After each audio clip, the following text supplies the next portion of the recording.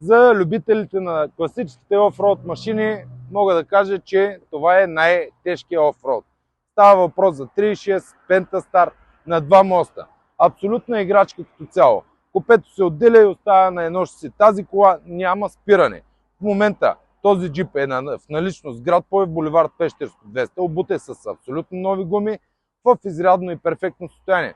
Става въпрос за Jeep Wrangler 2018 година с ниво на оборудване и спорт. Колата е на около 50 000 км в абсолютно изрядно и перфектно състояние.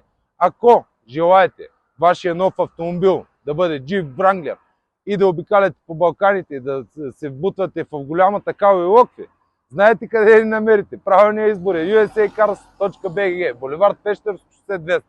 Wrangler се продава в наличност за цената от 74 000 лева, която съответно подлежи и на договаряне. Благодаря ви за доверието.